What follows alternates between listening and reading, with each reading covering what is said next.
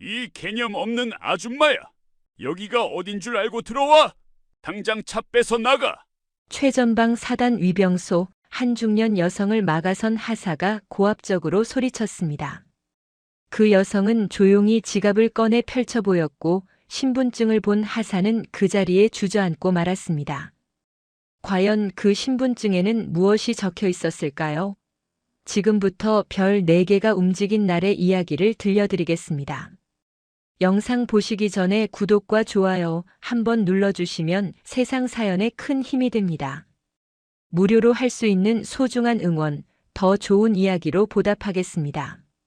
이제 시작하겠습니다. 강원도 양구군 21보병사단 백두산 부대의 겨울은 혹독했습니다. 해발 700m가 넘는 고지에 자리 잡은 이 최전방 사단은 북한과 불과 10여 킬로미터밖에 떨어지지 않은 곳이었습니다. 밤이 되면 기온은 영하 15도까지 떨어졌고 바람은 피부를 찌르듯 매서웠습니다. 이곳에서 복무하는 장병들은 누구나 강인한 정신력을 갖춰야 했습니다. 일병 김민우는 사단장 운전병이라는 중책을 맡고 있었습니다. 그는 22살의 평범한 청년처럼 보였지만 실은 평범하지 않은 집안 출신이었습니다. 그의 어머니는 국군 방첩사령부에서 근무하는 소장 이혜진이었고 아버지는 특수전 사령부 부사령관인 소장 김철호였습니다. 별 4개를 단 장성 부부의 외아들이었던 것입니다. 하지만 민우는 입대 전부터 부모의 후광 없이 자신의 힘으로 군 생활을 해내겠다고 다짐했습니다. 그래서 일부러 서울에서 가장 먼 최전방 보병사단을 지원했고 부모의 신분은 철저히 숨긴 채 복무했습니다. 민우는 성실함으로 인정받았습니다. 훈련소에서는 우수 훈련병으로 선발되었고 자대 배치 후에는 운전 숙련도를 인정받아 사단장 운전병으로 발탁되었습니다. 선임들은 그를 믿었고 간부들은 그를 칭찬했습니다. 소장 최영수 사단장은 민우를 특별히 아꼈습니다. 언제나 다정한 미소로 그의 어깨를 두드리며 민우야 수고했어라고 격려했습니다. 민우는 그런 사단장을 존경했고 이곳에서의 군 생활이 자랑스러웠습니다. 그러나 그 평온한 일상은 2월 어느 날 밤 갑자기 무너졌습니다. 그날도 민우는 사단장 숙소 앞에서 대기 근무를 서고 있었습니다. 밤 11시가 넘어가자 사단장이 외출할 일은 없을 것이라고 생각했습니다. 그런데 새벽 1시가 조금 넘은 시각 숙소 현관문이 열리며 최영수 사단장이 나왔습니다. 평상시와 달리 사복 차림이었습니다. 검은색 점퍼에 청바지를 입은 모습이 어딘가 어색했습니다. 민우 일병 차 준비해. 사단장의 목소리는 평소보다 낮고 무거웠습니다. 민우는 얼른 차 시동을 걸고 뒷문을 열어드렸습니다. 사단장이 뒷좌석에 앉자 민우는 운전석에 올라 물었습니다. 어디로 가시겠습니까? 북쪽으로 가. 내가 길 안내할게. 민우는 고개를 끄덕이고 차를 출발시켰습니다. 레토나 지휘차는 사단 정문을 빠져나와 민간인 통제선 방향으로 향했습니다. 민우의 가슴 속에서 이상한 예감이 자라나기 시작했습니다. 새벽 시간에 사복 차림으로 민통선 쪽으로 가는 것은 분명 정상적인 일정이 아니었습니다. 하지만 그는 군인이었고 사단장의 명령에 의문을 품을 수 없었습니다. 차는 어둠 속을 달렸습니다. 가로등 하나 없는 산길을 오르내리며 북쪽으로 계속 나아갔습니다. 민우는 핸들을 잡은 손에 힘을 주었습니다. 손바닥에서 땀이 배어나왔습니다. 백미러로 힐끔 뒷좌석을 보니 사단장은 창밖을 응시한 채 무표정했습니다. 그 침묵이 민우를 더욱 긴장하게 만들었습니다. 여기서 우회전. 사단장의 지시에 따라 민우는 비포장도로로 접어들었습니다. 차체가 심하게 흔들렸습니다. 헤드라이트 불빛 속에서 낡은 건물 하나가 나타났습니다. 한때 축사로 쓰였던 것으로 보이는 폐건물이었습니다. 슬레이트 지붕은 군데군데 무너져 있었고 벽면은 금이 가 있었습니다. 여기서 정차. 민우는 축사 앞 공터에 차를 세웠습니다. 그리고 그때 그는 믿을 수 없는 광경을 목격했습니다. 축사 옆에는 번호판을 검은 천으로 가린 1톤 트럭이 대기하고 있었습니다. 트럭 주변에서는 몇몇 사람들이 무언가를 옮기고 있었습니다. 민우는 숨을 죽이고 그들을 바라보았습니다. 군복을 입은 한 명의 대령이 현장을 지휘하고 있었습니다. 가까이 다가온 그 대령의 견장에는 무궁화 세 송이가 선명하게 박혀 있었습니다. 민우는 그를 알아보았습니다. 사단 참모장인 대령 박동훈이었습니다. 박동훈 옆에는 군수 참모인 중령이 서 있었고 그 주변으로 민간인 복장의 남자 3명이 분주하게 움직이고 있었습니다. 그들이 옮기는 것은 군용 물품이었습니다. 초록색 드럼통에는 선명하게 군용 유류라는 표시가 있었습니다. 박스에는 야간 투시경 K-14라는 라벨이 붙어 있었습니다. 최신형 군수품이었습니다. 민간인들은 그것들을 트럭에 신속하게 싣고 있었고 박동훈 대령은 서류 뭉치를 들고 민간인 중 한 명과 대화를 나누고 있었습니다. 민우의 심장이 요동쳤습니다. 이것은 명백한 군수품 횡령이었습니다. 국가 재산을 불법으로 빼돌리는 현장이었습니다. 그는 본능적으로 고개를 숙였습니다. 보지 말았어야 했습니다. 알지 말았어야 했습니다. 하지만 이미 늦었습니다. 사단장 최영수가 차에서 내렸습니다. 민우는 운전석에 그대로 앉아 있으라는 지시를 받았습니다. 최영수는 박동훈에게 다가가 짧게 대화를 나눴습니다. 두 사람의 표정은 진지했고 최영수는 고개를 끄덕이며 무언가를 확인하는 듯 했습니다. 민우는 사이드 미러를 통해 그 모습을 지켜보았습니다. 존경하던 사단장이, 신뢰하던 장성이 저런 불법 행위에 관여하고 있다는 사실이 믿기지 않았습니다. 작업은 빠르게 진행되었습니다. 10여 분 만에 모든 물품이 트럭에 실렸습니다. 민간인 한 명이 박동훈에게 두툼한 봉투를 건넸고 박동훈은 그것을 재킷 안주머니에 넣었습니다. 그리고 바로 그 순간이었습니다. 민우가 긴장한 나머지 사이드 미러를 너무 오래 응시한 것이 실수였습니다. 박동훈 대령이 고개를 돌렸고 그의 시선이 레토나 차량의 사이드 미러와 정확히 마주쳤습니다. 민우는 황급히 고개를 돌렸지만 이미 늦었습니다. 박동훈의 눈빛이 차갑게 굳어지는 것을 느꼈습니다. 박동훈은 천천히 차 쪽으로 걸어왔습니다. 민우는 앞만 바라보며 숨을 참았습니다. 박동훈이 운전석 창문을 두드렸습니다.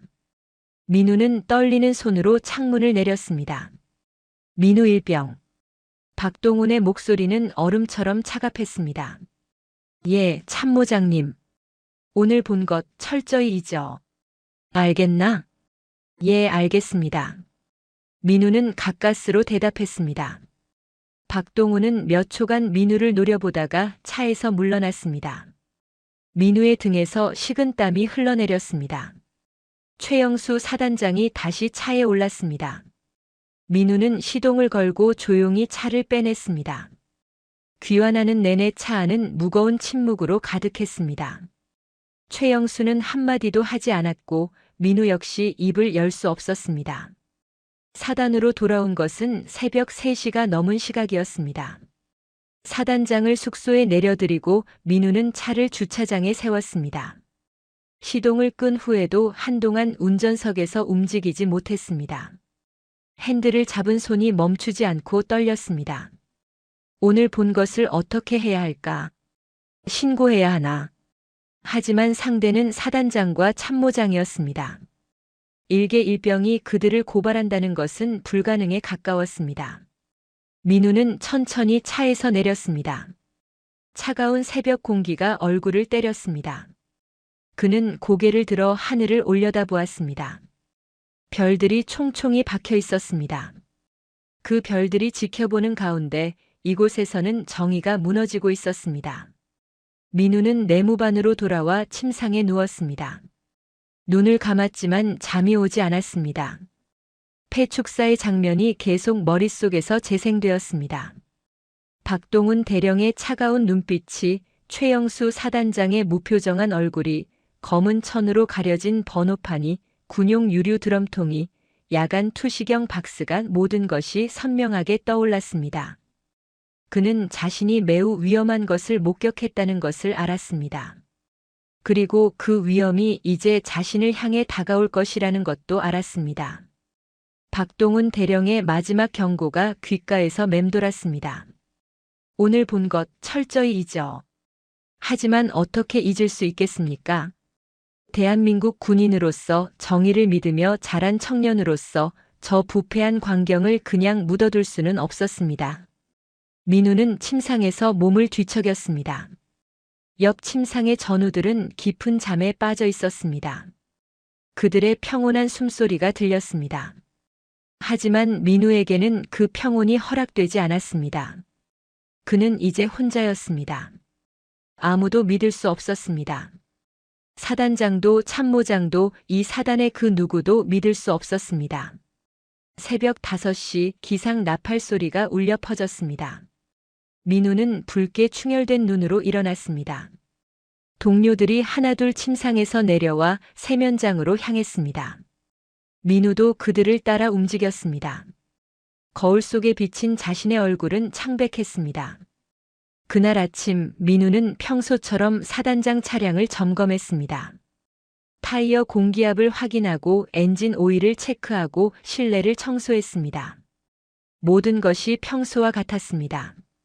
하지만 아무것도 같지 않았습니다. 세상이 달라져 버렸습니다.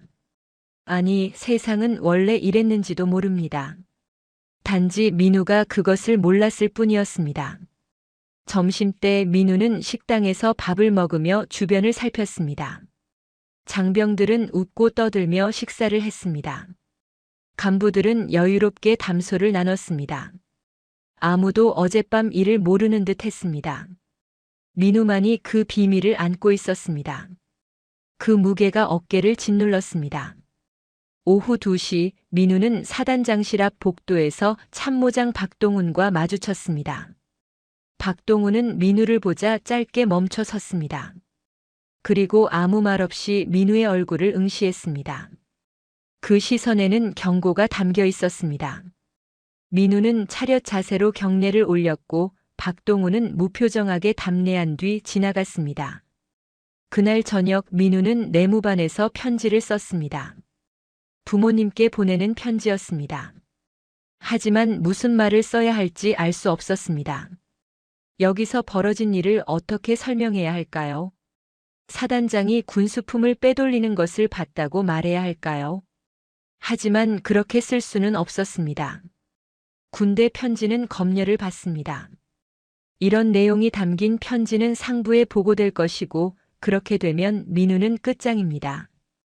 결국 민우는 평범한 내용만 적었습니다. 건강하고 잘 지내고 있다고. 부모님도 건강하시길 바란다고. 하지만 펜을 쥔 손은 계속 떨렸습니다. 편지를 쓰는 내내 눈물이 날 것 같았습니다. 그는 간신히 참았습니다. 밤이 되었습니다. 민우는 침상에 누워 천장을 바라보았습니다. 형광등이 꺼지고 어둠이 내무반을 채웠습니다. 동료들의 숨소리가 고요하게 들렸습니다. 하지만 민우는 잠들 수 없었습니다. 어젯밤의 장면이 계속 반복되었습니다. 그리고 그는 알았습니다. 이것은 시작에 불과하다는 것을, 더 큰 시련이 자신을 기다리고 있다는 것을. 양구의 밤은 깊어만 갔습니다. 최전방 사단의 어둠 속에서 일병 김민우는 홀로 깨어 있었습니다. 정의와 두려움 사이에서, 신고와 침묵 사이에서 그는 갈림길에 서 있었습니다. 그리고 그 선택이 앞으로 그의 운명을 완전히 바꿀 것이라는 사실을 그는 아직 알지 못했습니다. 아터팩트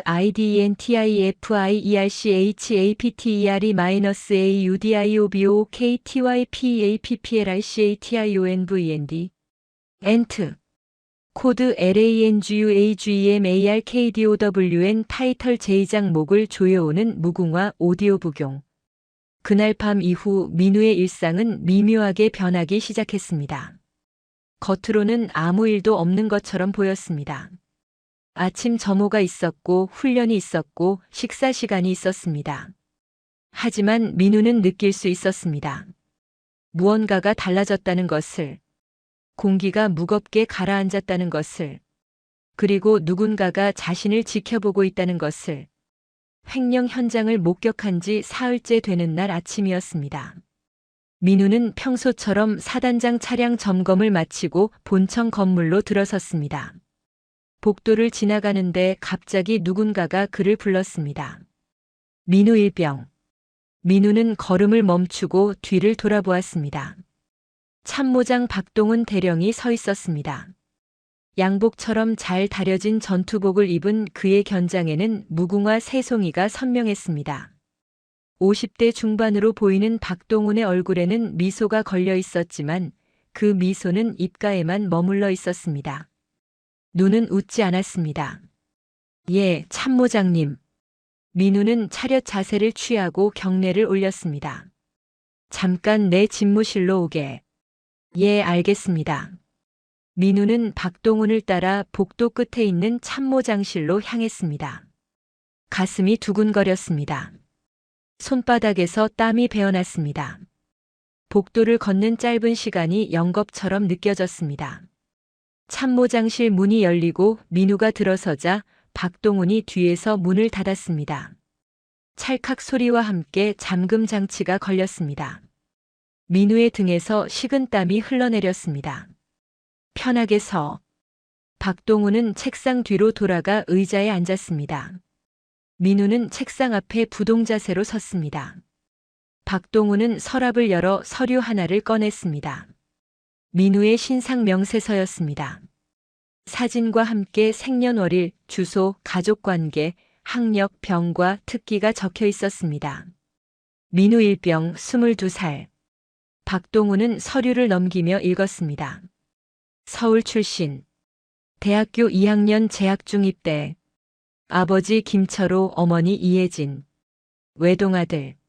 민우는 아무 대답도 하지 않았습니다. 박동훈이 부모님의 이름을 언급하는 순간 온몸에 소름이 돋았습니다. 하지만 다행히 박동훈은 부모의 직업까지는 파악하지 못한 듯 했습니다. 군인 가족은 신상 명세서에 부모의 직업란의 세부 직급까지 기재하지 않는 경우가 많았습니다. 박동훈은 서류를 책상 위에 툭 내려놓았습니다. 그리고 민우를 똑바로 바라보았습니다. 자네 며칠 전 밤에 뭘 봤나? 아무것도 보지 못했습니다. 민우는 즉답했습니다. 목소리가 떨리지 않도록 애썼습니다. 정말? 박동훈의 입가에 비릿한 미소가 번졌습니다. 자네가 뭘 봤는지 나는 안다네. 자네 눈빛이 말해주더군. 사이드미러로 날 똑똑히 봤지. 민우는 침묵했습니다. 부정할 수도 없었고 인정할 수도 없었습니다. 일병, 자네는 아직 젊어. 앞날이 창창하지. 22살 대학생.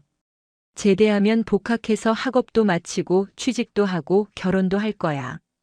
부모님도 자네가 무사히 전역하길 바라시겠지.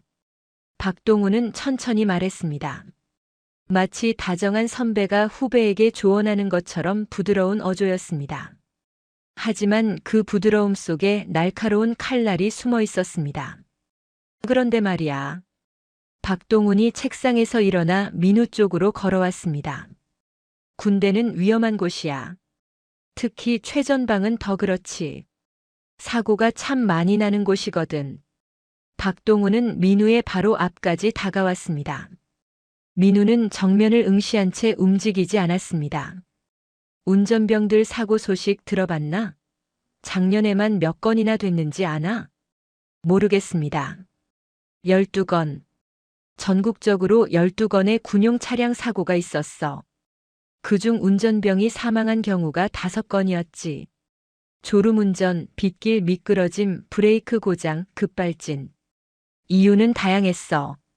박동훈은 민우의 어깨에 손을 올렸습니다. 무겁고 차가운 손이었습니다. 자네 부모님 가슴에 대못 박고 싶지는 않겠지? 민우의 턱이 굳어졌습니다. 이를 악물고 참았습니다. 나는 자네가 싫지 않아. 성실한 병사야. 운전 실력도 좋고. 그래서 자네가 무사히 군 생활을 마치고 전역했으면 좋겠어. 정말로. 박동훈의 목소리는 진심처럼 들렸습니다.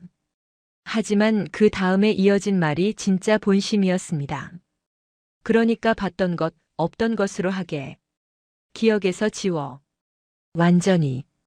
그게 자네를 위한 거야. 자네 부모를 위한 거고. 민우는 고개를 끄덕였습니다. 다른 선택지가 없었습니다. 잘 생각했어. 나가봐도 좋네. 박동훈이 손을 거두자 민우는 경례를 하고 참모장실을 빠져나왔습니다. 복도로 나오자 다리에서 힘이 빠졌습니다. 벽에 기대어 몇 번이고 깊게 숨을 들이쉬었습니다. 온몸이 떨렸습니다. 협박이었습니다. 노골적이고 치밀한 협박이었습니다.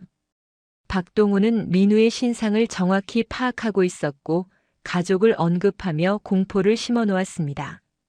사고를 가장한 살인 가능성까지 암시했습니다. 민우는 이제 완전히 덫에 걸린 쥐가 되었습니다. 그날 이후 민우의 군 생활은 서서히 무너지기 시작했습니다. 처음에는 사소한 것들이었습니다. 아침 점호 때 선임 병장이 민우의 군화끈이 제대로 묶이지 않았다며 트집을 잡았습니다. 실제로는 완벽하게 묶여 있었지만 병장은 다시 묶으라고 명령했습니다. 민우는 순종했습니다. 점심 식사 때는 다른 선임이 민우의 식판에 담긴 반찬이 너무 많다며 일부를 덜어내게 했습니다. 민우는 항변하지 않았습니다. 저녁 점호 후에는 내무반 청소가 엉망이라며 민우 혼자 다시 청소하라는 지시가 떨어졌습니다. 민우는 묵묵히 걸레를 들었습니다. 선임들의 태도가 하루아침에 바뀌었습니다. 평소에 민우를 아껴주던 병장들조차 차갑게 돌아섰습니다. 이유를 물어도 아무도 대답하지 않았습니다. 하지만 민우는 알고 있었습니다. 이것은 우연이 아니었습니다. 누군가의 지시가 있었던 것입니다. 일주일이 지나자 괴롭힘의 강도가 높아졌습니다. 어느 날 밤 취침 직전 선임 상병이 민우를 밖으로 불렀습니다. 영하의 날씨에 내무반 밖 복도로 나가게 한 뒤 상병은 민우에게 팔굽혀펴기를 시켰습니다. 오늘 내가 운전하는 거 봤는데 자세가 엉망이더라. 체력이 부족한 것 같은데? 100개 하고 들어와. 예. 민우는 바닥에 엎드려 팔굽혀펴기를 시작했습니다. 차가운 복도 바닥이 손바닥을 얼렸습니다. 하나, 둘, 셋. 민우는 숫자를 세며 버텼습니다. 다음 날 아침 체력 단련 시간에는 또 다른 선임이 민우를 따로 불러 뒷산 구보를 시켰습니다. 내 체력 기록이 떨어졌다던데? 오늘부터 매일 아침 뒷산 5바퀴 돈다. 알았지? 예, 알겠습니다. 민우는 홀로 뒷산을 뛰었습니다. 5바퀴는 약 10km였습니다. 숨이 턱까지 차올랐고 다리가 후들거렸지만 멈출 수 없었습니다. 2주일이 지나자 민우의 몸은 눈에 띄게 야위기 시작했습니다. 제대로 먹지도 자지도 못했습니다. 식사 때마다 선임들이 트집을 잡았고 밤에는 각종 자빌로 잠을 잘 수 없었습니다. 내무반 청소, 화장실 청소, 복도 청소. 항상 민우의 몫이었습니다. 민우는 점점 고립되어 갔습니다. 동기들조차 민우와 거리를 두기 시작했습니다. 민우와 가까이 지내면 자신들도 표적이 될까 두려워하는 눈치였습니다. 민우는 이해했습니다. 그들을 원망할 수 없었습니다. 이곳은 군대였고 살아남는 것이 우선이었습니다. 3주일째 민우는 한계에 다다랐습니다. 그날도 새벽 5시에 일어나 뒷산을 뛰었습니다. 아침 식사는 반도 못 먹었습니다. 선임이 식판을 치우라고 명령했기 때문입니다. 오전 내내 차량 정비를 했습니다. 점심도 제대로 먹지 못했습니다. 오후에는 사단장 수행 임무가 있었습니다. 민우는 운전석에 앉아 핸들을 잡았습니다. 손이 떨렸습니다. 시야가 흐릿했습니다. 집중하려 애썼지만 머리가 무거웠습니다.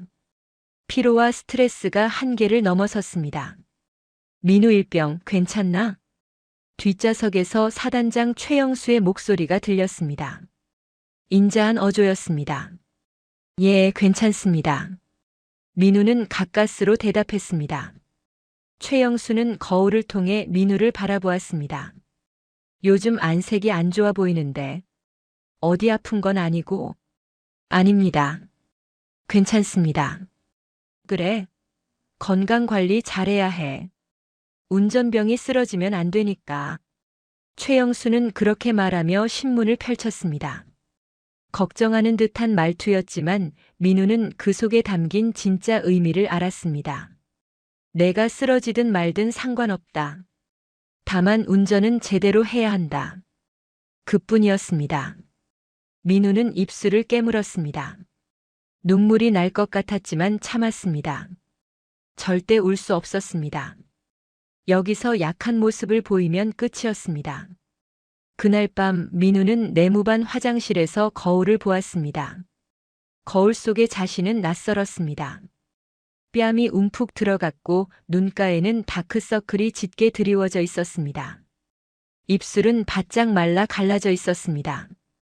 불과 한 달 전만 해도 건강했던 청년의 모습은 사라지고 초췌한 병사만이 남아 있었습니다. 민우는 세면대에 손을 짚고 고개를 숙였습니다. 물을 틀어 얼굴을 씻었습니다. 차가운 물이 뺨을 타고 흘러내렸습니다. 숨을 깊게 들이쉬었습니다. 버텨야 했습니다. 어떻게든 버텨야 했습니다.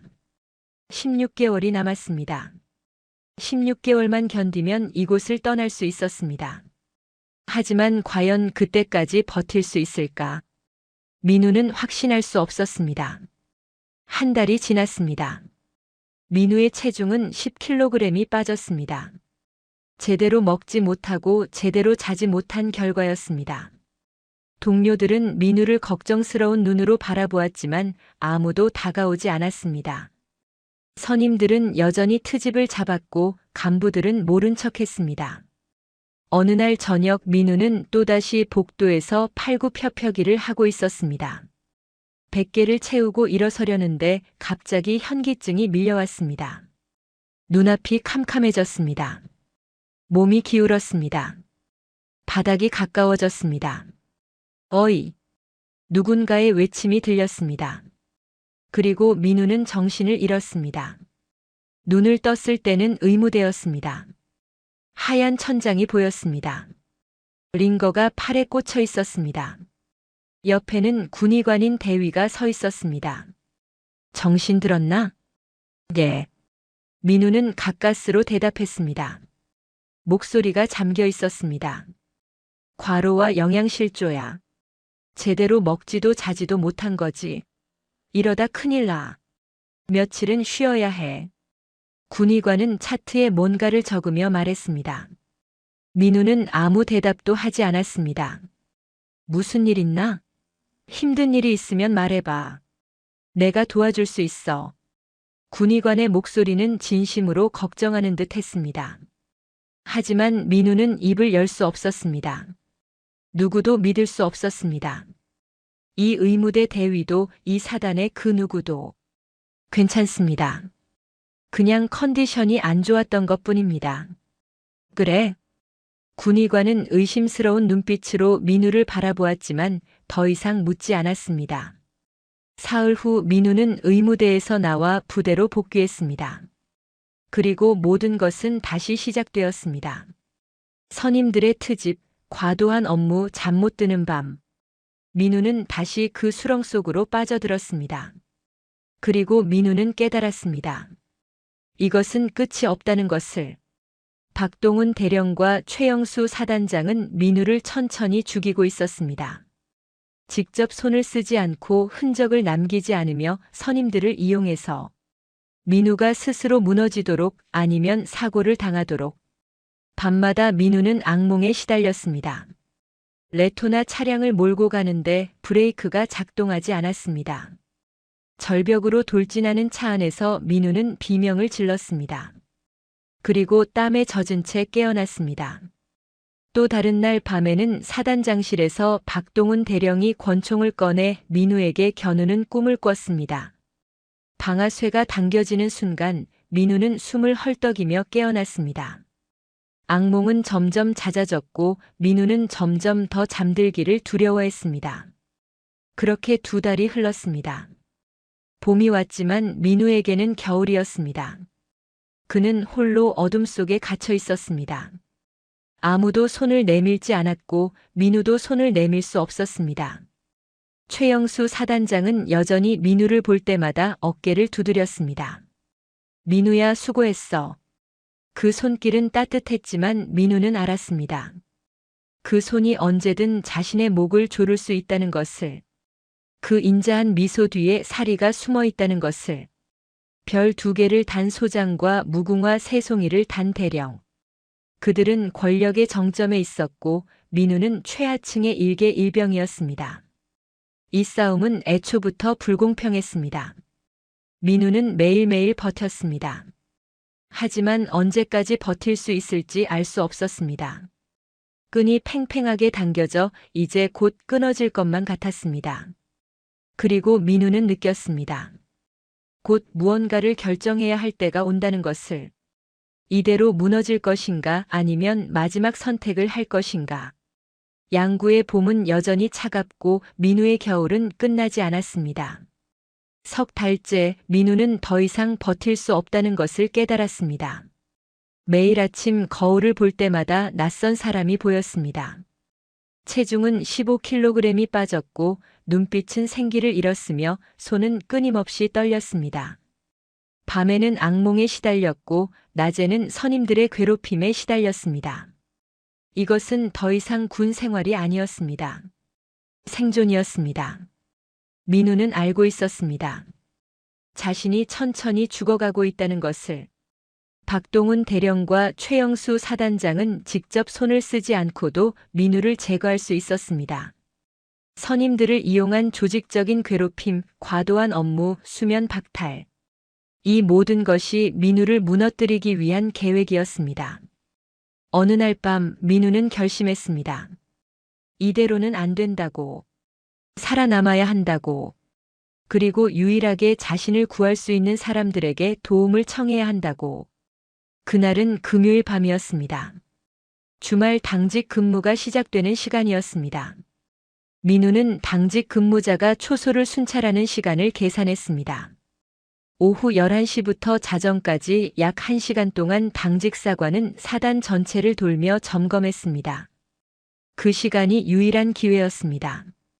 11시 10분 당직사관이 본청을 나서는 것을 확인한 민우는 조심스럽게 내무반을 빠져나왔습니다. 복도는 어두웠습니다. 비상등만이 희미하게 켜져 있었습니다. 민우는 숨을 죽이고 계단을 내려갔습니다. 군화 소리가 나지 않도록 발끝으로 조심스럽게 걸었습니다. 1층 복도 끝에 공중전화 부스가 있었습니다. 민우는 주변을 살피며 부스 안으로 들어갔습니다. 문을 닫자 좁은 공간이 그를 감쌌습니다. 형광등이 깜빡이며 불안정한 빛을 냈습니다.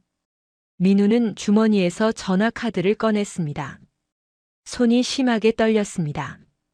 카드를 전화기에 넣으려 했지만 몇 번이고 떨어뜨렸습니다. 심장이 미친 듯이 뛰었습니다. 이것이 들키면 끝이라는 것을 알고 있었습니다. 가까스로 카드를 넣고 번호를 눌렀습니다. 어머니의 휴대전화 번호였습니다. 외우고 또 외워서 절대 잊을 수 없는 번호였습니다. 신호음이 울렸습니다. 1번, 2번, 3번. 민우는 수화기를 귀에 바짝 붙이고 기다렸습니다. 4번째 신호음이 끝나고 전화가 연결되었습니다. 여보세요? 어머니의 목소리였습니다. 차분하고 강인한 목소리. 민우는 그 목소리를 듣는 순간 눈물이 쏟아질 것 같았습니다. 목이 메었습니다.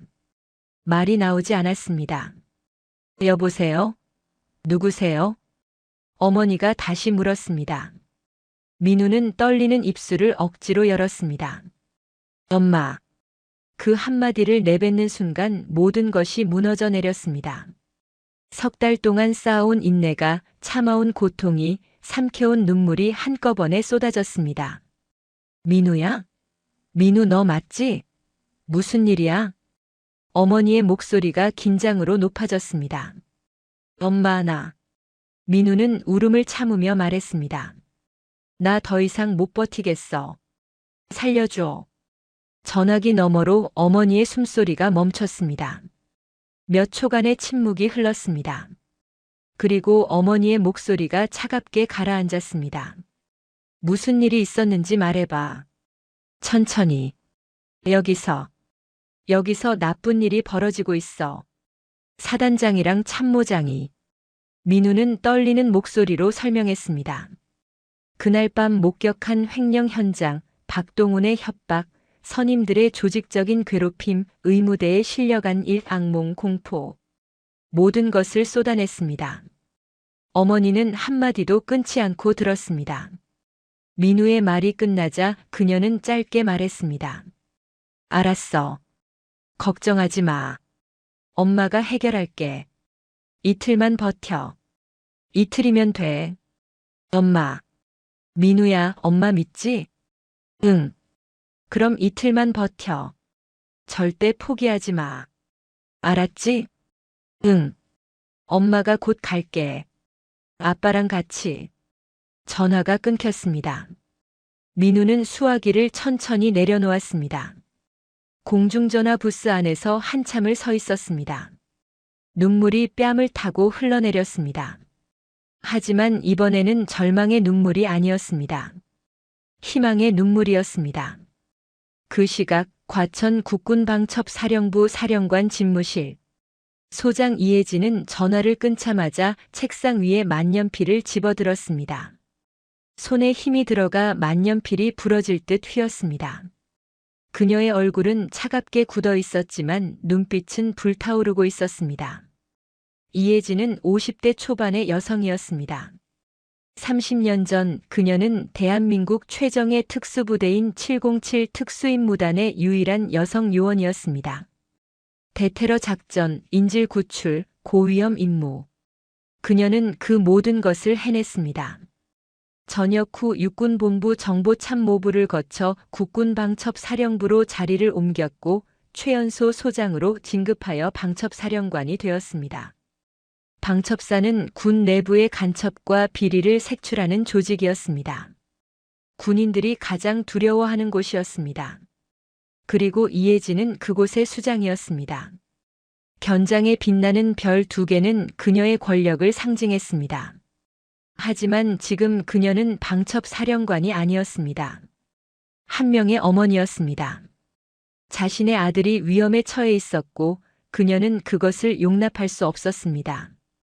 이혜진은 즉시 휴대전화를 들어 남편에게 전화를 걸었습니다. 2번의 신호음 만에 전화가 연결되었습니다. 여보, 나야. 민우한테 연락 왔어. 남편의 목소리가 긴장했습니다. 무슨 일이야? 양구 21사단에서 문제가 생겼어. 사단장과 참모장이 군수품 횡령을 하고 있고 민우가 그걸 목격했대. 지금 조직적으로 괴롭힘을 당하고 있어. 전화기 너머로 무언가 깨지는 소리가 들렸습니다. 남편이 무엇인가를 내팽개친 듯 했습니다. 지금 당장 움직여. 나도 갈게. 알았어. 내일 아침 일찍 만나자. 과천 사무실로 갈게. 전화가 끊겼습니다. 같은 시각 이천 특수전 사령부. 소장 김철호는 휴대전화를 내려놓고 책상을 주먹으로 내리쳤습니다. 책상 위에 서류들이 흩날렸습니다. 그는 50대 중반의 군인이었습니다. 30년 이상을 특전사에서 복무하며 수많은 작전을 수행했습니다. 낙하산 침투, 적진 중심 작전, 비정규전. 그는 대한민국 최강의 전투부대를 이끄는 지휘관이었습니다. 견장의 별 2개는 그가 특전사 부사령관이라는 것을 보여주었습니다. 전국의 특전 여단을 총괄하는 위치였습니다. 그의 명령 한마디면 수천 명의 특전사 요원들이 움직였습니다. 하지만 지금 그는 한 명의 아버지였습니다. 외아들이 위험에 처해 있었습니다. 그것도 같은 대한민국 군인들에게. 김철호의 눈빛이 차갑게 가라앉았습니다. 그는 즉시 부관을 호출했습니다. 문이 열리고 소령 계급장을 단 부관이 들어왔습니다. 부사령관님 부르셨습니까? 내일 아침 일정 취소하고 차량 준비해. 과천으로 간다. 예, 알겠습니다. 부관이 나가자 김철호는 창문 너머로 밤하늘을 바라보았습니다. 별들이 총총히 빛나고 있었습니다. 그는 주먹을 쥐었습니다. 민우야, 조금만 기다려라. 아빠가 간다. 다음 날 아침 7시 과천 국군방첩사령부. 검은색 민간 세단 한 대가 사령부 정문으로 들어섰습니다. 차에서 내린 사람은 김철호였습니다. 그는 사복 차림이었습니다. 검은색 점퍼에 청바지 그리고 등산화. 언뜻 보면 평범한 중년 남성처럼 보였습니다. 하지만 그의 걸음걸이와 눈빛은 30년 군 생활이 만들어낸 것이었습니다. 이혜진의 집무실 문을 열고 들어서자 그녀가 기다리고 있었습니다. 그녀 역시 사복 차림이었습니다. 남색 점퍼에 검은색 바지.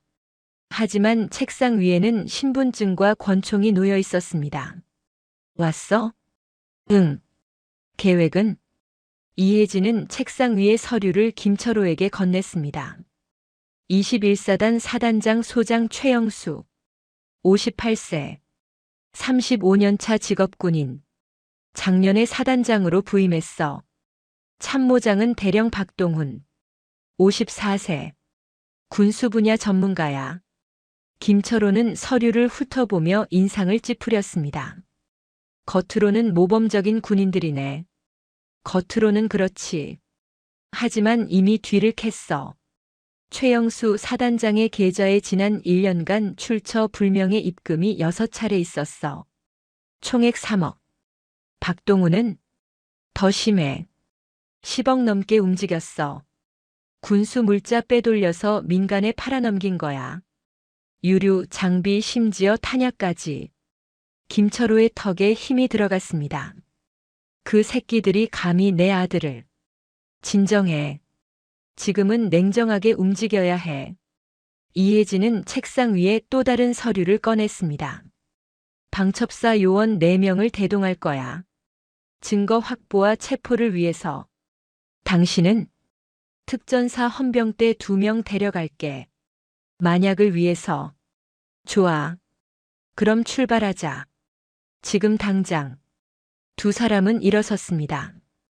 이혜진은 권총을 허리춤에 찾고 신분증을 주머니에 넣었습니다. 김철호도 자신의 차에서 가져온 신분증을 확인했습니다. 복도로 나오자 방첩사 요원 4명이 대기하고 있었습니다. 모두 사복 차림이었지만 눈빛이 날카로웠습니다. 그들은 이혜진을 보자 경례를 올렸습니다. 사령관님, 준비 완료했습니다. 출발한다. 차량 2대로 나눠 타. 네. 주차장에서 검은색 세단 2대가 출발했습니다. 첫 번째 차에는 이혜진과 김철호가, 두 번째 차에는 방첩사 요원들이 탔습니다. 2대의 차량은 과천을 빠져나와 북쪽으로 향했습니다. 차 안에서 이혜진은 창밖을 바라보며 말했습니다. 민우한테 미안해. 우리가 더 일찍 알았어야 했는데. 김철호가 그녀의 손을 잡았습니다. 당신 잘못 아니야. 민우가 숨긴 거잖아. 우리 후광 없이 자기 힘으로 하고 싶다고. 그래도 괜찮아. 우리가 지금 간다. 그걸로 충분해. 이혜진은 고개를 끄덕였습니다. 그녀의 눈빛이 707 시절의 냉혹함으로 변했습니다. 최영수와 박동훈. 그들이 내 아들한테 한 짓을 똑같이 돌려줄 거야. 김철호는 아무 말도 하지 않았습니다. 그저 앞을 응시했습니다. 그의 손이 주먹으로 굳어 있었습니다. 차량은 고속도로를 달렸습니다. 서울을 지나 북쪽으로, 춘천을 지나 양구로. 2시간 반의 여정이었습니다. 오전 10시 두 대의 검은 세단은 양구 21사단으로 향하는 도로에 진입했습니다. 산길을 오르며 이혜진은 핸드백에서 신분증을 꺼내 확인했습니다. 국군방첩사령관 소장 이혜진. 별 2개가 선명하게 빛났습니다. 김철호도 주머니에서 신분증을 꺼냈습니다. 특수전사령부 부사령관 소장 김철호. 그 역시 별 2개였습니다. 별 4개가 움직이고 있었습니다. 대한민국 군 조직에서 가장 강력한 정보기관과 전투부대의 수장급 인사 2명이 그들은 지금 한 명의 일병을 구하러 가고 있었습니다. 그 일병은 그들의 아들이었습니다. 차량이 사단 입구에 가까워지자 이혜진이 운전병에게 말했습니다. 천천히 가. 정문 위병소 앞에 정차해. 예, 사령관님. 검은 세단은 속도를 줄이며 21사단 정문으로 다가갔습니다. 위병소의 경계병들이 차량을 주시했습니다. 그들은 아직 몰랐습니다. 이 평범해 보이는 민간 차량에 누가 타고 있는지, 그리고 이제 무슨 일이 벌어질지. 이혜진과 김철호는 서로를 바라보았습니다. 눈빛만으로 모든 것을 나눴습니다. 준비됐어? 그럼 가자. 차량이 위병소 앞에 멈췄습니다. 문이 열렸습니다. 그리고 별 4개를 가진 2사람이 차에서 내렸습니다. 21사단의 운명이 바뀌는 순간이었습니다. 오전 10시 15분 양구 21 보병사단 정문 위병소. 검은색 민간 세단 2대가 위병소 앞에 멈춰 섰습니다. 토요일 오전이라 부대 안은 비교적 한산했습니다. 위병소에서는 하사 1명과 병장 2명이 근무를 서고 있었습니다. 첫 번째 차량에서 중년의 남녀가 내렸습니다. 남자는 검은색 등산 점퍼에 청바지, 등산화를 신고 있었습니다. 여자는 남색 바람막이에 검은색 운동바지 차림이었습니다. 언뜻 보면 주말에 설악산이나 오대산 등산을 왔다가 잠깐 들른 등산객처럼 보였습니다. 두 번째 차량에서도 4명의 남자가 내렸습니다. 이들 역시 평범한 사복 차림이었습니다. 위병소 근무자인 하사 윤기철은 30살의 부사관이었습니다. 복무 기간 10년 차로 최전방 사단에서만 7년을 근무했습니다. 그는 위병소 책임자로서 출입자를 통제하는 업무를 담당했습니다. 주말에는 가끔 민간인들이 길을 잘못 들어 부대 앞까지 오는 경우가 있었는데 그럴 때마다 윤하사는 친절하게 안내해주곤 했습니다. 하지만 오늘은 달랐습니다. 어젯밤 참모장실에서 특별 지시가 내려왔습니다. 주말 동안 외부인의 부대 출입을 철저히 통제하라는 것이었습니다. 면회 예약이 없는 사람은 절대 들여보내지 말라는 엄명이었습니다. 윤 하사는 위병소에서 나와 차량 쪽으로 걸어갔습니다. 뒤따라 병장 2명도 나왔습니다. 그들은 중년 남녀를 가로막았습니다. 여기 민간인 출입 금지 구역입니다. 무슨 일로 오셨습니까? 윤 하사의 어조는 딱딱했습니다. 이혜진이 침착하게 대답했습니다.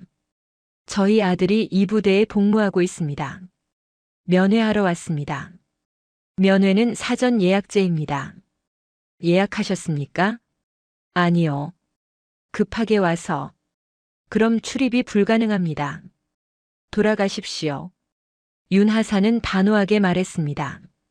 이혜진은 한 발 앞으로 나아갔습니다. 담당자와 통화 좀 하겠습니다. 특별한 사정이 있어서요. 특별한 사정이라고 해도 규정은 규정입니다. 면회는 평일 오후에만 가능하고 반드시 사전 예약이 필요합니다. 병장 1명이 끼어들었습니다. 아줌마, 여기가 어딘 줄 알고 오셨어요? 21사단은 최전방 부대입니다. 아무나 들어갈 수 없어요. 그 병장의 말투에는 무례함이 섞여 있었습니다. 김철호의 눈빛이 차갑게 가라앉았습니다. 하지만 이혜진이 그의 팔을 살짝 잡으며 제지했습니다. 아직은 참아야 했습니다. 규정은 이해합니다. 하지만 정말 급한 일이라서요. 담당 간부와 통화만이라도 안 된다니까요. 차 빼세요. 다른 차들 지나가야 하는데 방해하지 마시고. 윤 하사가 손을 휘저으며 말했습니다. 다른 병장도 거들었습니다. 아저씨도 좀. 주말 아침부터 여기서 뭐 하세요? 돌아가시라니까요. 김철호의 턱에 힘이 들어갔습니다. 30년 넘게 군 생활을 하며 수많은 전투를 치른 그였습니다. 적진 깊숙이 침투하여 목표를 제거하고 인지를 구출하고 불가능한 임무를 가능하게 만든 특전사 요원이었습니다. 그리고 지금은 특전사 부사령관이었습니다. 그런 그를 일개 병장이 아저씨라고 부르며 쫓아내려 하고 있었습니다. 하지만 김철호는 참았습니다. 이들은 몰라서 그러는 것이었습니다. 아직은. 이혜진이 말했습니다. 알겠습니다.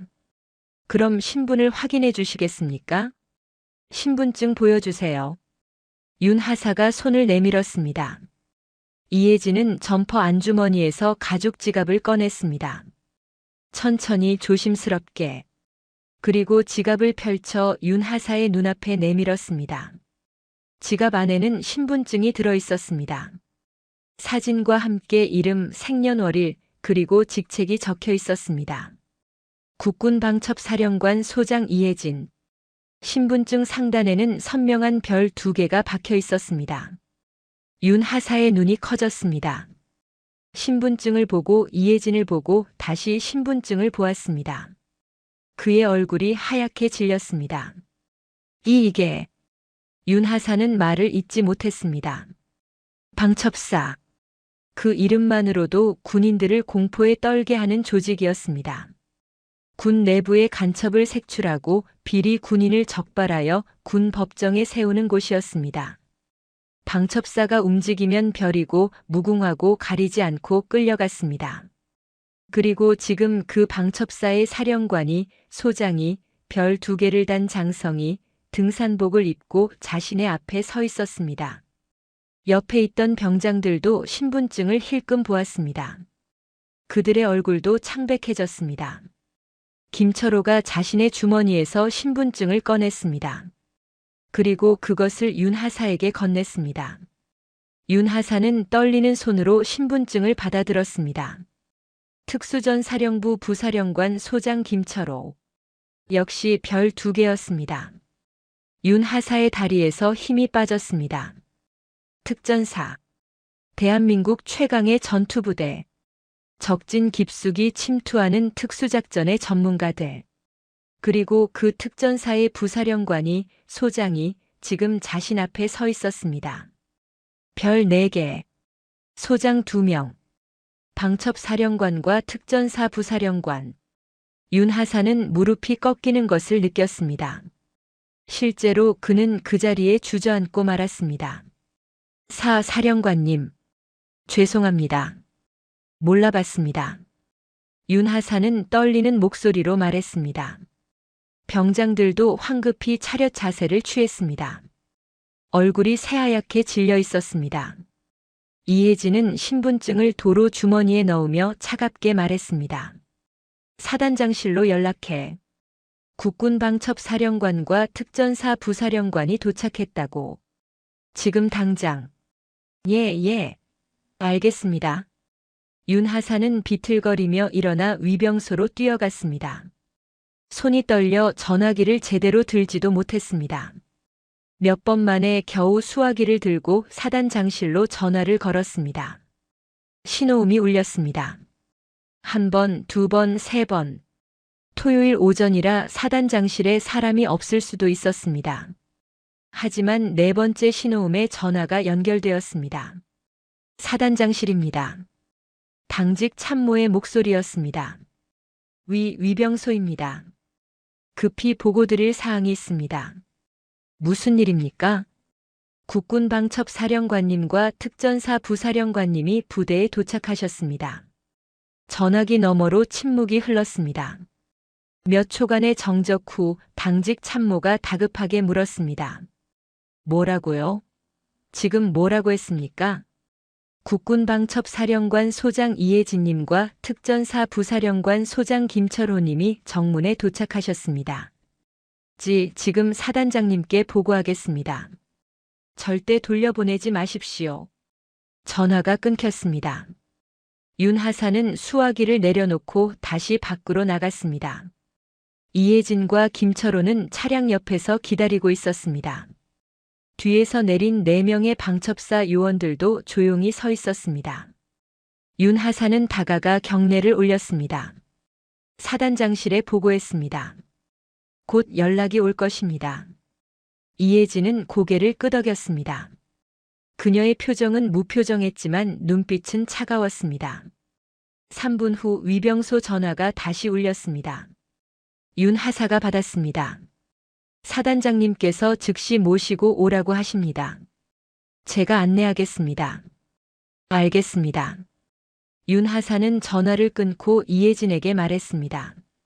사령관님, 사단장님께서 기다리고 계십니다. 제가 안내하겠습니다. 차량은 어디 세웁니까? 본청 앞 주차장으로 안내하겠습니다. 2대의 세단이 다시 출발했습니다. 윤 하사가 앞서 걸으며 안내했습니다. 위병소를 통과하여 부대 안으로 들어섰습니다.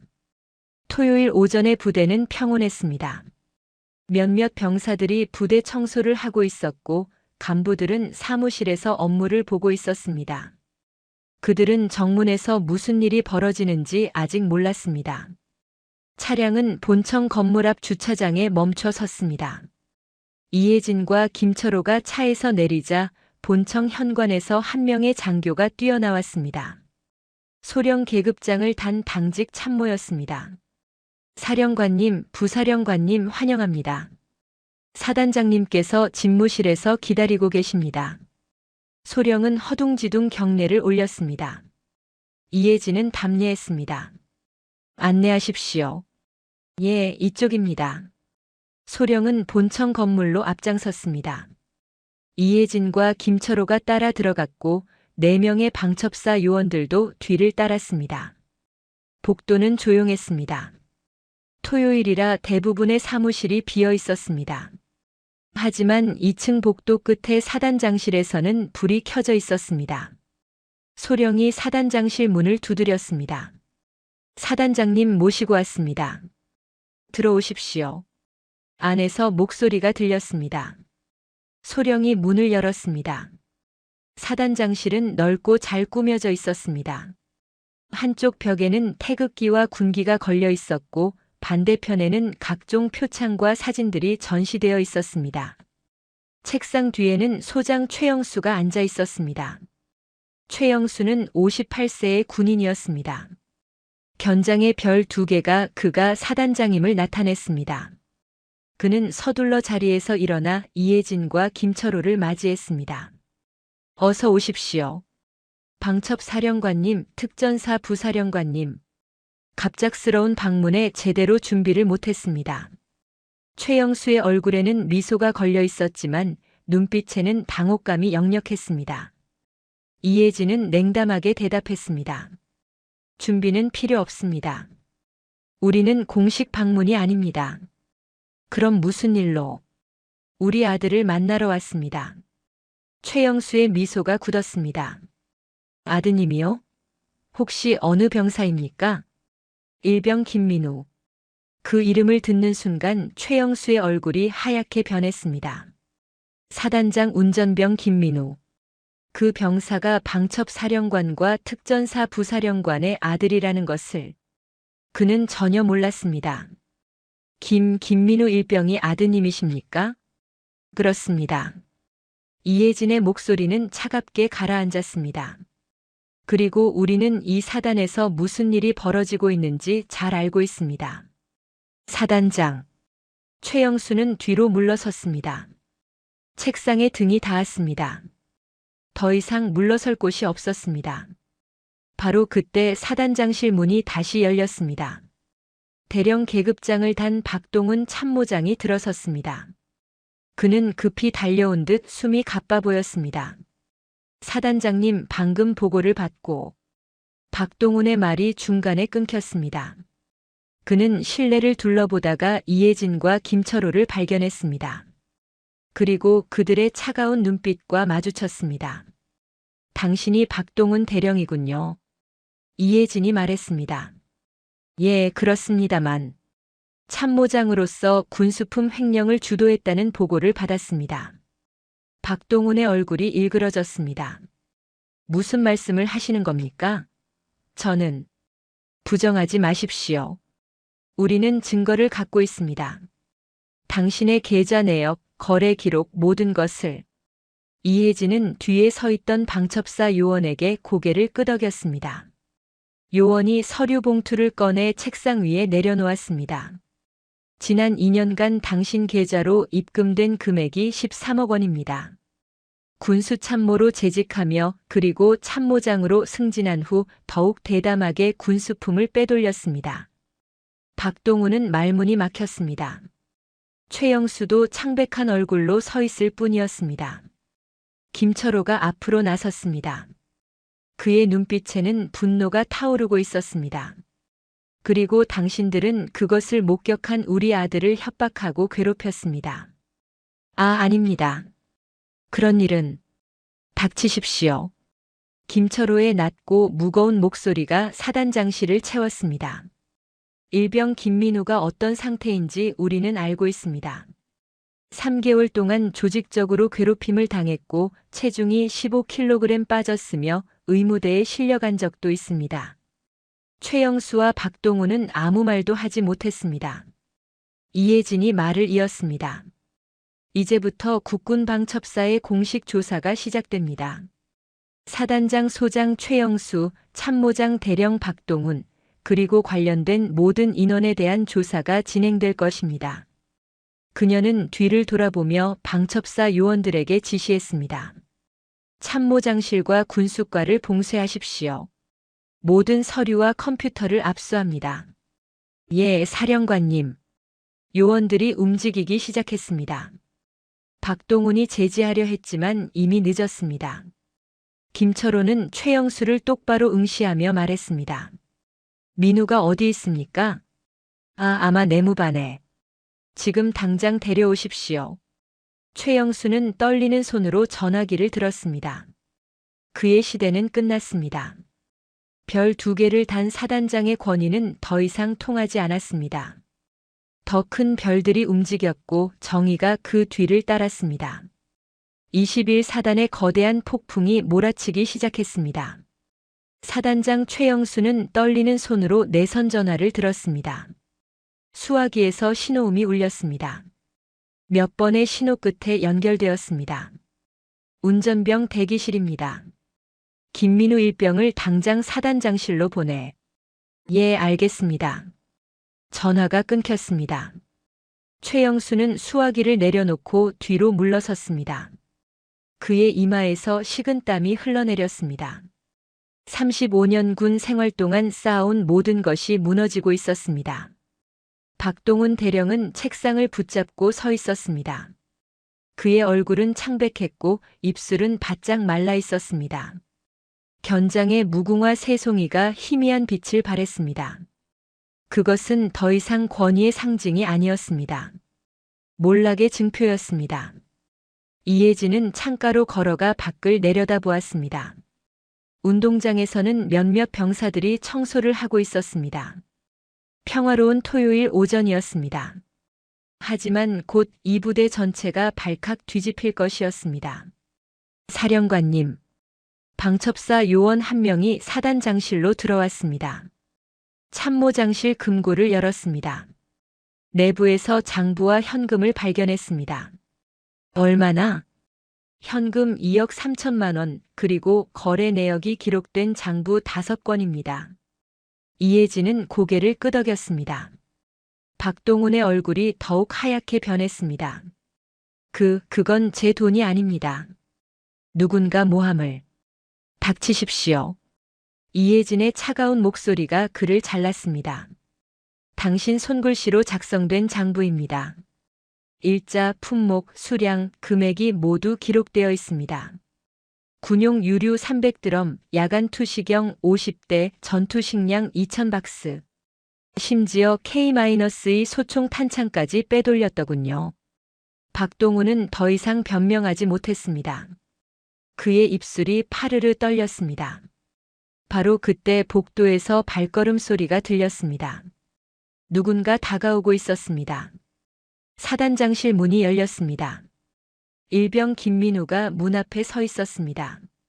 그는 헐쑥하게 야윈 얼굴에 깊은 다크서클이 드리워져 있었습니다. 뺨은 움푹 들어갔고 입술은 갈라져 있었습니다. 3개월 전에 건강했던 청년은 온데간데 없었습니다. 대신 지쳐 보이는 병사가 서 있었습니다. 민우는 실내로 들어서며 차렷 자세를 취했습니다. 그리고 습관적으로 사단장에게 경례를 올리려 했습니다. 하지만 시선이 창가에 서 있는 두 사람에게 멈췄습니다. 엄마, 아빠. 민우의 눈이 커졌습니다.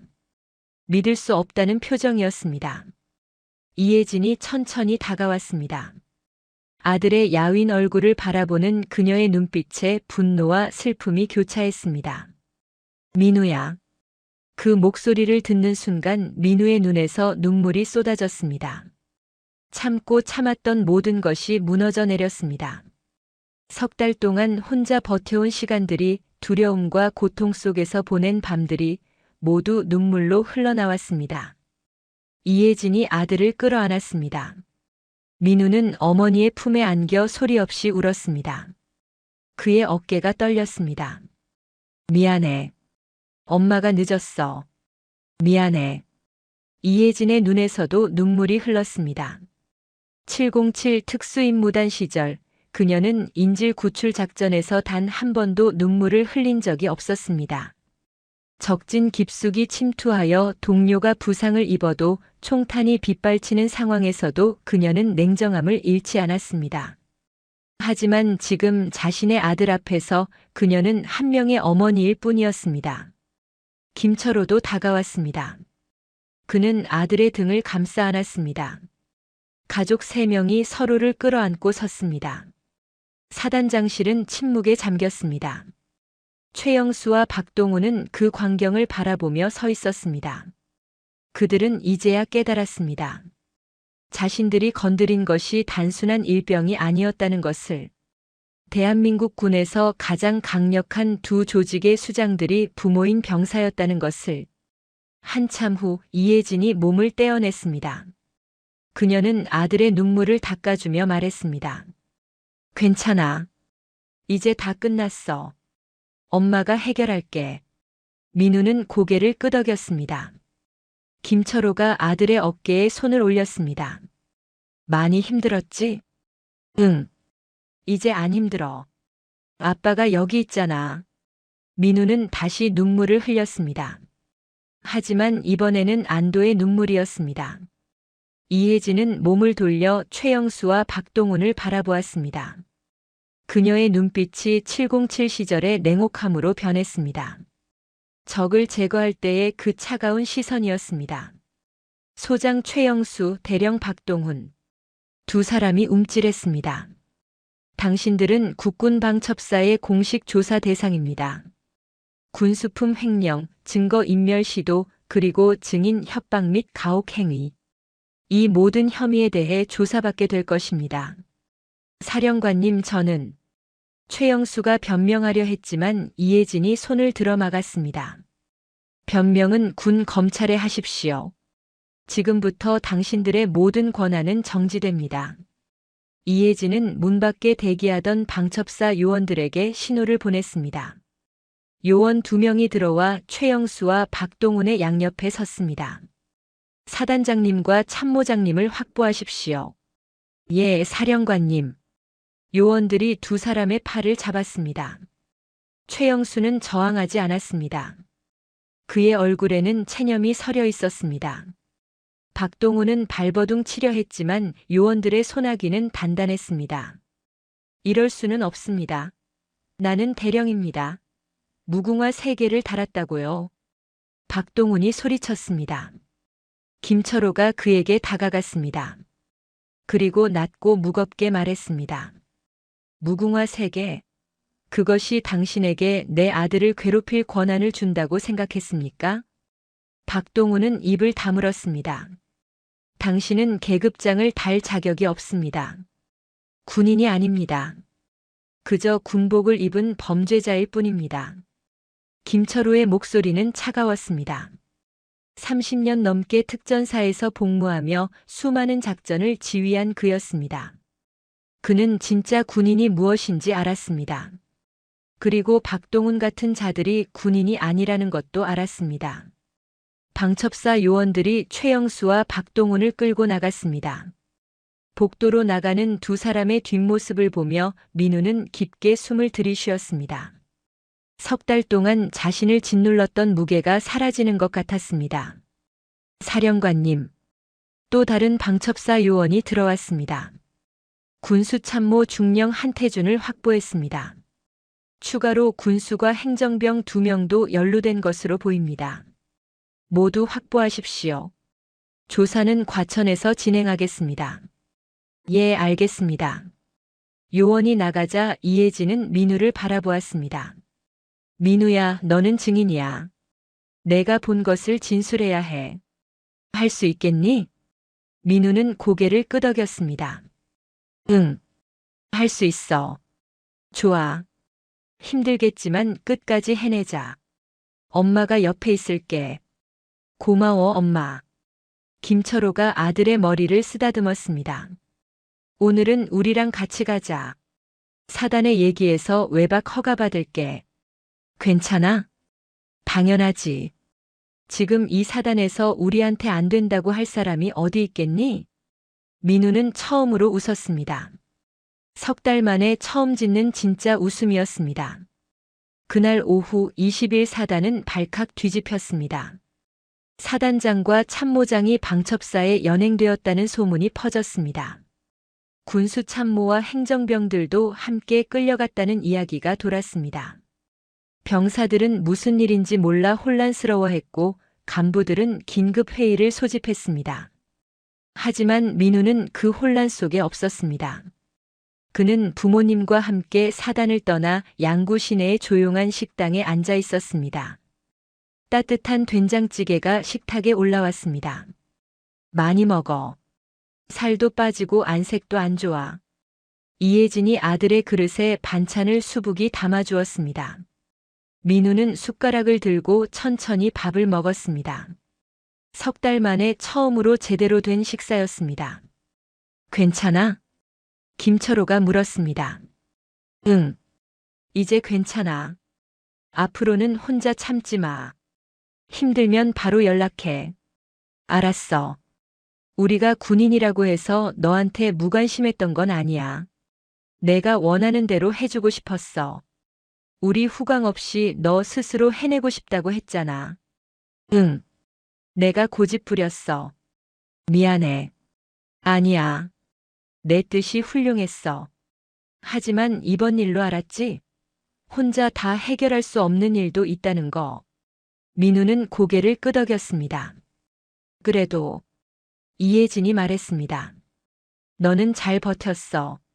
석 달 동안 그 지옥 같은 상황에서 버틴 거야. 엄마는 내가 자랑스러워. 민우의 눈가가 또다시 붉어졌습니다. 고마워. 식사를 마친 후 세 사람은 양구의 평화로운 거리를 걸었습니다. 봄이 완연한 오후였습니다. 꽃들이 피어나고 있었고 따뜻한 햇살이 내리쬐었습니다. 민우는 부모님과 나란히 걸으며 생각했습니다. 이제 정말 끝났구나. 악몽이 끝났구나. 다음 날 월요일 20일 사단에는 새로운 사단장 대리가 부임했습니다. 육군본부에서 급파된 준장이었습니다. 그는 사단 전체에 비상을 걸고 기강 확립에 나섰습니다. 횡령 사건에 연루된 인원들을 전수조사했고 민우를 괴롭혔던 선임들도 징계 조치되었습니다. 민우는 사단장 운전병에서 해임되어 일반 행정병으로 보직이 변경되었습니다. 그것은 그에게 축복이었습니다. 더 이상 사단장실 근처에 갈 필요가 없었습니다. 방첩사의 조사는 신속하게 진행되었습니다. 최영수와 박동훈 그리고 군수참모 한태준은 모두 군 검찰에 송치되었습니다. 횡령 금액은 총 30억 원이 넘었고 빼돌린 군수품은 수백 가지에 달했습니다. 이들은 군사법정에서 재판을 받게 될 것이었습니다. 민우는 증인으로 출석하여 그날 밤 본 것을 진술했습니다. 폐축사에서의 횡령 현장, 박동훈의 협박, 선임들의 괴롭힘, 모든 것을 빠짐없이 이야기했습니다. 그의 증언은 결정적인 증거가 되었습니다. 재판은 석 달 후에 열렸습니다. 최영수는 징역 10년, 박동훈은 징역 12년, 한태주는 징역 7년을 선고받았습니다. 계급은 모두 박탈되었고 전역 후 복역하게 되었습니다. 별과 무궁화는 그들에게서 떼어졌습니다. 민우는 남은 군 생활을 무사히 마쳤습니다. 새로 부임한 사단장과 간부들은 그를 배려했고 동료들도 존중했습니다. 그는 더 이상 외롭지 않았습니다. 그리고 1년 후 전역하는 날이 찾아왔습니다. 이혜진과 김철호는 아들의 전역식에 참석했습니다. 이번에도 사복 차림이었습니다. 평범한 부모로서 아들을 맞이하고 싶었습니다. 전역식이 끝나고 민우는 군복을 벗고 사복으로 갈아입었습니다. 청바지에 후드티. 24살 청년의 평범한 차림이었습니다. 위병소를 나서며 민우는 뒤를 돌아보았습니다. 21사단의 정문이 보였습니다. 2년 가까이 복무했던 곳이었습니다. 고통도 있었고 두려움도 있었습니다. 하지만 이제는 끝났습니다. 다시는 안 올 거야? 김철호가 웃으며 물었습니다. 글쎄, 예비군 훈련은 와야 하는 거 아냐? 그것도 그렇네. 세 사람은 웃었습니다. 민우야. 이혜진이 아들의 어깨에 손을 올렸습니다. 너는 정말 잘했어. 힘든 상황에서 포기하지 않고 버텼고 옳은 일을 했어. 엄마는 내가 정말 자랑스러워. 나도. 김철호가 말했습니다. 너는 진짜 군인이었어. 계급이나 권력이 아니라 정의와 용기로 싸웠어. 그게 진짜 군인이야. 민우는 부모님을 바라보았습니다. 그들의 눈빛에는 자부심과 사랑이 가득했습니다. 고마워. 엄마, 아빠. 사랑해. 우리도 사랑한다. 세 사람은 서로를 껴안았습니다. 위병소 앞에서 따뜻한 봄 햇살 아래에서 가족은 함께였습니다. 민우는 처음으로 진심으로 웃었습니다. 석 달간의 지옥을 견뎌냈고 1년의 회복기를 지났습니다. 이제 그는 자유였습니다. 주차장으로 걸어가며 민우는 하늘을 올려다보았습니다. 구름 한 점 없는 맑은 하늘이었습니다. 그 하늘 아래 정의는 승리했고 악은 처벌받았습니다. 별 4개가 움직였고 세상이 바뀌었습니다. 일병 김민우는 더 이상 혼자가 아니었습니다. 그에게는 세상에서 가장 든든한 아군이 있었습니다. 방첩사령관 어머니와 특전사 부사령관 아버지. 그들은 단순히 권력자가 아니었습니다. 세상에서 가장 강한 사랑으로 아들을 지켜낸 부모였습니다. 차에 오르며 민우는 다짐했습니다. 이제 복학하여 학업을 마치고 정의로운 삶을 살겠다고. 부모님처럼 옳은 일을 위해 싸우는 사람이 되겠다고. 검은 세단이 출발했습니다. 양구를 떠나 서울로 향했습니다. 민우는 창밖을 바라보며 미소 지었습니다. 새로운 시작이었습니다. 그리고 그는 알았습니다. 앞으로 어떤 어려움이 와도 혼자가 아니라는 것을, 가족이 있다는 것을, 그것이 가장 큰 힘이라는 것을. 양구의 봄은 따뜻했고 민우의 미래는 밝았습니다. 오늘 이야기 어떠셨나요? 혼자 감당하기 힘든 고통 앞에서 침묵하는 것은 용기가 아닙니다. 진짜 용기는 도움을 청하는 것, 그리고 옳지 않은 일에 맞서는 것입니다. 아무리 높은 계급장이라도 정의를 짓밟을 권한은 없습니다. 그리고 기억하십시오. 당신 곁에는 반드시 당신을 지켜줄 누군가가 있다는 것을. 힘든 순간 손을 내미는 것을 두려워하지 마십시오. 그것이 살아가는 진짜 힘입니다. 영상이 재미있으셨다면 구독과 좋아요, 댓글까지 부탁드리고 오늘도 건강하고 행복한 하루 되시길 바랍니다.